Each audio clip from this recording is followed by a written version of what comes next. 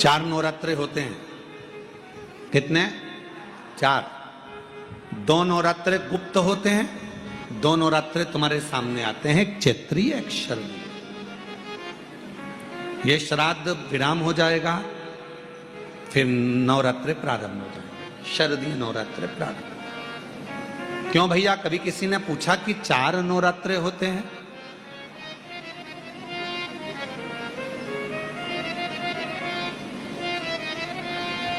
अब जब चार नवरात्रे होते हैं तो क्या पितृपक्ष एक ही होगा? जम के बोलो जरा। पितृपक्ष भी 4 ही बार आता। हम उसको 3 बार जान नहीं पाते, पर चौथे बार में हम सर्दी आने से पहले उसका स्मरण करते, हम उसका स्मरण करते।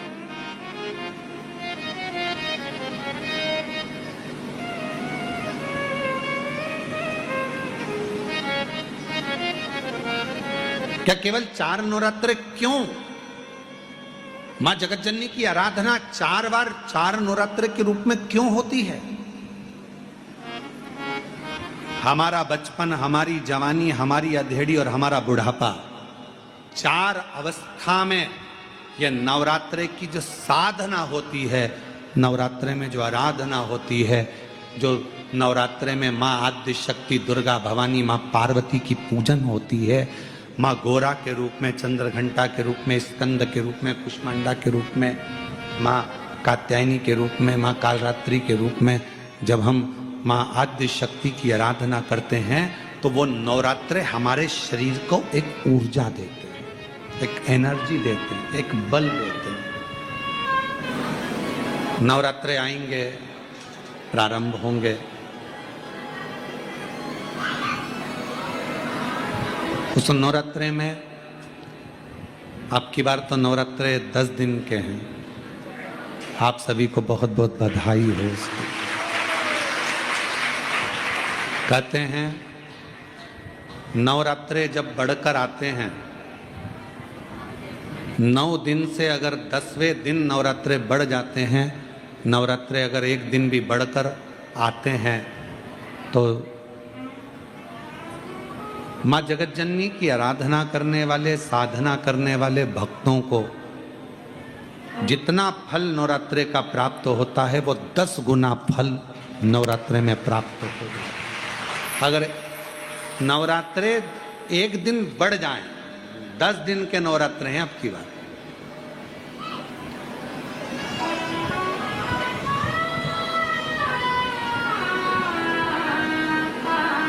जो शरदीय नवरात्रे इस वर्ष प्रारंभ हो रहे हैं वो 10 दिन के हैं, बढ़कर आ रहा है।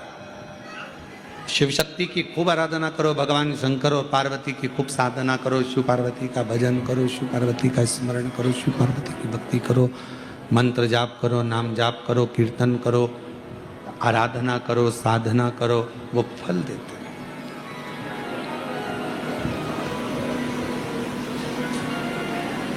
आराधना साधना मां अंबा जगदम्बा की भी शिव के साथ। शरदीय नवरात्रे में हम जगतजननी जगदम्बा की जब स्थापना करते हैं तो हम कलश की स्थापना क्यों करते हैं? आज शिव महापुराण में शुरुआत में अपन शिव और पार्वती की यही संवाद को लेकर चलते हैं।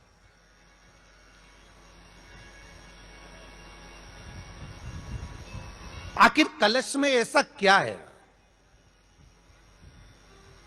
कलश के अंदर आखिर ऐसा क्या विराजमान है कि 33 कोटि देवता उस कलश के अंदर आकर बैठ जाते हैं? महाराज,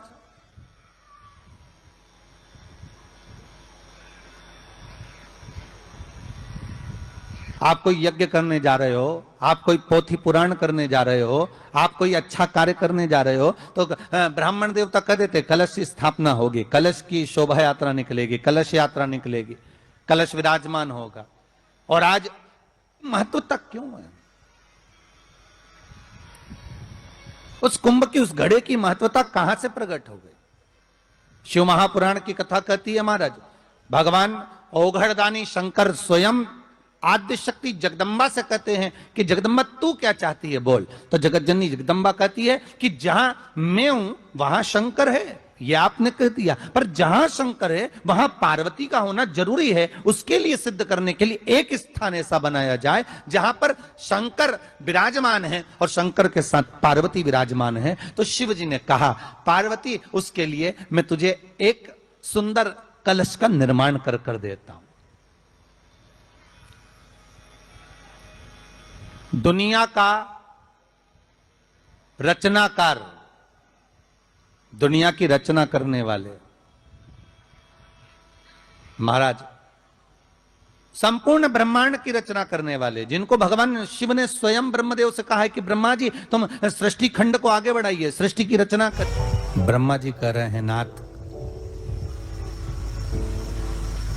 इस सारे ब्रह्मांड को रचना करना है कर दूंगा, मना नहीं है, पर रचना करता भगवान ब्रह्मा जी कहते हैं कि मैं संसार को एकाग्रित करूं, उससे पहले 33 कोटि देवताओं को मुझे एकाग्रित करना, और सारे 33 कोटि देवता एक जगह पर आकर विराजमान हो जाएं, ऐसी कोई व्यवस्था करना। शंकर भगवान ने कहा, बनाओ ब्रह्मदेव, तुम निर्माण करो। ब्रह्मा, शास्त्र कहता है कि भगवान शिव स्वतः, शंकर तो शंकर है, भगवान शंकर ने एक मट्टी का सुंदर सा भाग ढेला एकत्रित करा, उस ढेले से भगवान ने एक सुंदर कुंभ का निर्माण करा, एक सुंदर कलश का निर्माण करा। भगवान कुंभ का निर्माण कर रहे हैं, भगवान कलश का निर्माण कर रहे हैं, और भगवान स्वयं ब्रह्मदेव कर रहे हैं कि आप ऐसा निर्माण कर दो जिसमें 33 कोटि देवता स्वतः विराजमान हो जाए। तो भगवान ने उस कलश का निर्माण कर दिया। अब कलश का निर्माण करा तो स्वयं भगवान ब्रह्मदेव बोले, प्रभु इस कलश के अंदर मेरा स्थान कहां है?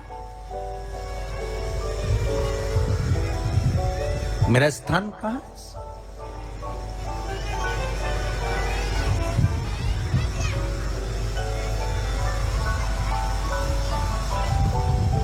बहुत ध्यान देना महाराज, कलश का जो मुख होता है उस मुख पर भगवान विष्णु का स्थान होता है। किसका स्थान है? भगवान विष्णु का। थोड़ा सा नीचे आओगे, जहां से कलश का मुख दबा हुआ होता है, वह जगह भगवान स्वयं शिव की होती है। किसकी जगह है? भगवान शंकर की। कलश का अग्रभाग, नीचे का भाग जहां से फैला हुआ होता है, वहां ब्रह्मा का आधिपत्य स्थापित होता है। फिर कलश का जो नीचे का भाग होता है वो भगवान शिव और शक्ति का स्थान होता है। कलश के बाहरी भाग में, जहां पर बाहर का हिस्सा होता है, उस कलश के बाहरी भाग में 33 कोटि देवताओं को भगवान शंकर ने लाकर विराजमान किया होता है। महाराज भगवान शंकर 33 कोटि देवताओं को निमंत्रण देकर उस कलश में विराजमान कर दिया। कितना सुंदर लिखा है देवी भागवत के अंदर कि जहां कलश की स्थापना होती है उस जगह पर किसी देवताओं को बुलाने की जरूरत नहीं होती। 33 कोटि देवता उस जगह पर स्वतः विराजमान हो जाते हैं। स्वयं 33 कोटि देवता स्वयं वहां विराजमान। अब कलश मेरा प्रतिबिंब है ये तो कहा। भगवान शिव की कथा कह रही है। ओगड़दानी त्रिकालदर्शी कैलाशी शंभु के पास में उस समय पर कामदेव की धर्म पत्नी रति भी है, जिसके नयनों में जल भरा हुआ। शिवजी ने पूछा, बोलो रति, आप और यहां जब आपका पति जलकर भस्म हुआ तो हमने वर दिया था आपके पति को कि ये भगवान कृष्ण का पुत्र बनकर मिलेगा आपको, फिर क्यों आप यहाँ पर आई हो? क्या हो गया ऐसा? प्रभु बात इतनी सी है कि मेरा पति जब आपके नेत्रों की ज्वाला द्वारा जलकर भस्म हो रहा था, उस समय पर वो आम के पेड़ पर बैठा हुआ था। आम के पेड़ पर मेरा पति बैठा हुआ था। उसके चक्कर में वो आम का पेड़ भी जला, तो वो आम का पेड़ जो जला, उसने मुझसे कहा है कि पति का तो उद्धार हो गया, पर हमारा उद्धार कैसे? अब देखिए कई लोग कहते हैं प्रश्न करने वाले पीछे नहीं हटते महाराज, बहुत प्रश्न करते हैं और प्रश्न कर कर पूछते हैं गुरु जी ये कलश के ऊपर आम के पत्ते क्यों लगते हैं, उसका उत्तर है ध्यान दीजिए। प्रश्न बहुत है तो उसके उत्तर भी बहुत है, बस उसको समझने वाला चाहिए। और आप लोगों को तो आज बहुत बहुत भगवान ने कृपा करी है, जो आप पहले दिन ही कलश स्थापना होती है और पहले दिन ही आपको ये ज्ञान हो जाए कि बच्चे पूछे कि कलश क्यों रखा जाता है, कलश के ऊपर आम के पत्ते क्यों लगाए जाते हैं, कलश के ऊपर नारियल क्यों रखा जाता है, कलश के ऊपर 9 बार मोली क्यों बांधी जाती है, मोली मतलब लच्छा नाड़ा 9 बार क्यों लपेटा जाता है नारियल के ऊपर, कलश के ऊपर जब रखते हैं।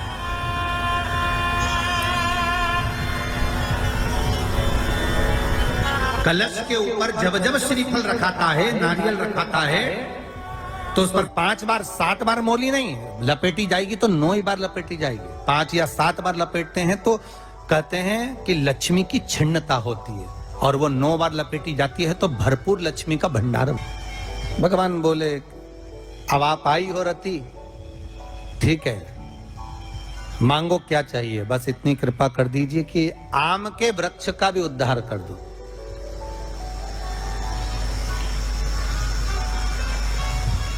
शिव जी ने कहा हम वर प्रदान करते हैं रति, जहां शिव और शक्ति है, जहां 33 कोटि देवता इस कलश के अंदर विराजमान होंगे, उस जगह पर स्वयं कंठ पर जहां पर मेरा निवास होगा, उस जगह पर ये आम के पल्लव अमृत के तुल्य माने जाएंगे, और इनका निवास हमारे ही हाथ में, हमारे ही हस्त कमल में विराजमान होगा, हमारे ही हाथ में। अब आम के पल्लव को बाबा ने विराजमान किया। अब आया है उसके ऊपर क्या रखते हो, श्रीफल नारियल, ठीक है।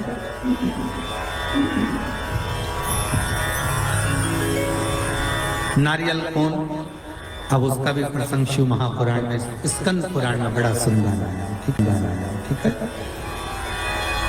भगवान शंकर और पार्वती विराजमान है कैलाश पर्वत पर। भगवान शिव के मन में बात आई, शंकर भगवान ने मां पार्वती जी से कहा, हे जगत धात्री। हाँ प्रभु बोलिए, सुनो। तो देवी भागवत में आता है कि जिस जगह पर शंकर भगवान ने पार्वती से एक बात कही कि हमारा मन है कि हम दोनों बालकों की परीक्षा लें, और पार्वती जी ने जब भगवान शिव से कहा कि बच्चों की परीक्षा क्यों लें, संतान अपनी है और इनकी परीक्षा हम क्यों लें, किस आप मत करो परीक्षा, मत करो। शिव तो शिव है। बुला लिया कार्तिकेय को, गणेश जी को बुलाकर कहा, बुलाकर बोले जो पृथ्वी की परिक्रमा पहले कर कर आए वो प्रथम गिनती में पूजा जाएगा, प्रथम भाग उसको पूज्य, ठीक है, जाओ परिक्रमा कर कर आओ। अब गणेश जी महाराज बैठ गए चूहे पर, कार्तिकेय बैठ गए मोर पर। कार्तिकेय घर के बड़े थे, उनको ये बात भान में थी, उनको ये बात का ज्ञान था। तो कार्तिकेय जी ने कहा अगर माता पिता का कहना नहीं मानेंगे तो अच्छा नहीं लगेगा। तो कार्तिकेय जी तुरंत मोर पर चढ़कर और परिक्रमा करने निकल गए। अब गणेश जी तो चूहे को बुलाए, फिर चूहा वग गया, फिर पकड़ के लाए, फिर चूहा वग गया। अब उन्होंने चूहे पर बैठ गए, बैठकर जैसे चले शंकर जी के पास में, तो शिव जी को प्रणाम कर कर कहा पिताजी परिक्रमा करने जा रहे हैं। शंकर बोले जा। अब इनको क्या मालूम था कि यहीं लगा लेगा। गणेश जी से पूछा कि तुमको भेजा था कि तुम पृथ्वी की परिक्रमा करने जाओ, तो तुम ये क्या कर रहे हो। गणेश जी बोले पिताजी शांत रहिए और परिक्रमा लगाने दीजिए। और परिक्रमा लगाई गणेश जी महाराज ने, एक नहीं 3, और 3 परिक्रमा लगा के सामने खड़े हो गए। पिताजी वर दीजिए। पिताजी ने पूछा काय का वर। पृथ्वी की परिक्रमा करके आए।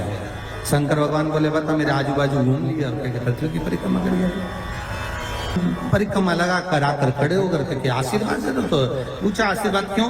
तो कहा प्रभु हमने परिक्रमा करी। तो शंकर भगवान बोले आजू बाजू घूम लिया और क्या परिक्रमा कर ली, इसको कोई परिक्रमा करते हैं। गणेश जी बोले और नहीं तो माता पिता में आकाश, माता पिता में पाताल, माता पिता में पृथ्वी, सात तो माता पिता में और सब माता पिता में, इसलिए आपकी लगा ली, सबकी हो गई। शंकर जी खुश हो गए, शंकर जी ने आशीर्वाद दे दिया। अच्छा तो शंकर भगवान ने तुरंत वर दे दिया, प्रथम गिनती में तुम गिने जाओगे तथास्तु। पार्वती जी को तो मालूम ही नहीं पड़ा कि कब वर दे दिया, नहीं तो पार्वती जी तो खड़ी हो जाती। अब आ गए कार्तिक। कार्तिक ने आकर कहा दंडवत करता हूं पिता, प्रणाम, हम तुम्हें देवताओं की सेना के सेनापति बनाते हैं। कार्तिकेय की आंख से अश्रु बहे। देवताओं की सेना के सेनापति? क्या मैं प्रथम गिनती में नहीं आऊंगा? नहीं। क्यों? गणेश जी ने प्रथम गिनती में आ गए। गणेश जी ने परिक्रमा कर ली। किसकी करी? हमारी। पिताजी आपने कहा था पृथ्वी की परिक्रमा कर कर जो आएगा प्रथम गिनती में गिना जाएगा, तो पहली परिक्रमा पृथ्वी की तो मैंने करी, फिर गणेश ने नहीं। पार्वती जी उड़ गई। क्या बात है कार्तिकेय? कार्तिकेय ने कहा माँ पिताजी ने गलत निर्णय दे दिया। क्या गलत निर्णय दिया? गणेश जी को प्रथम गिनती में दे दिया और मैं परिक्रमा कर कर आया। सारी बात मालूम पड़ गई कि गणेश जी ने चूहे पर बैठकर शंकर पार्वती की परिक्रमा करी, ये हुआ वो हुआ, सब मालूम पड़ गया। पार्वती मैया की आंख में से आंसू बहने लगा। पार्वती उठकर खड़ी होकर शंकर भगवान से बोली प्रभु बहुत भोले हो आप, इसलिए आपका नाम भोला शंकर है। बहुत भोले। एक बेटे को भेज दिया पृथ्वी की परिक्रमा करना और दूसरे बेटे ने आपकी परिक्रमा करी और आपने उसे वर प्रदान कर दिया। इतने भोले। पुत्रों में भेद कर जगत जननी मां पार्वती खड़ी हो गई। पार्वती जी ने कहा ये आपने श्रेष्ठ नहीं किया। पार्वती जी बोली मुझे अच्छा नहीं लगा आपने निर्णय जो दिया। क्या चाहती हो पार्वती? पार्वती जी कहती हैं आज मुझे एक वर देना पड़ेगा। बोलिए क्या वर चाहिए? भोलेनाथ मुझे वर ये चाहिए कि आज के बाद आपकी कोई परिक्रमा ही ना हो। मुझे वर दे दो कि शंकर की परिक्रमा कभी नहीं होगी, शिव की परिक्रमा का विधान नहीं होगा। शंकर भगवान ने पार्वती को तथास्तु कह दिया। आज के बाद शंकर के मंदिर में शिवलिंग की कोई परिक्रमा नहीं करेगा। कभी आपने करते हुए देखा किसी को? नहीं। शंकर की परिक्रमा होगी तो आधी यहां से चालू होगी, वहां तक जाओगे फिर वापस आगे। यहां तक शिव महापुराण की कथा कहती है कि शंकर की आरती के बाद जो परिक्रमा भी होती है ना वो भी पूरी नहीं करना चाहिए, आधी कर कर वापिस हो जाना चाहिए। शिव की आरती को कई लोग शंकर जी की आरती उतारने के बाद जो परिक्रमा करते हैं ना, आरती की थाली लेकर चारों तरफ घूमते हैं, उसको भी आधा घूमो और आधे में वापिस शिव परिक्रमा करना। वर दीजिए आप वर प्रदान करो, हमें वर दे दो। पार्वती मैं तुझे वर देता हूं शिव की परिक्रमा कोई नहीं करे, और अगर शंकर की परिक्रमा कोई भूल से भी करेगा तो उसको दोष लगेगा, उसका पुण्य छिन्न। इसलिए शंकर की परिक्रमा लोग नहीं करते क्योंकि उनने जो दान करा, पुण्य करा, सत्कर्म करा, भजन करा, कीर्तन करा, उसका पुण्य धीरे धीरे धीरे धीरे समाप्त होते चले जाता है, उस पुण्य की छिन्नता होती है।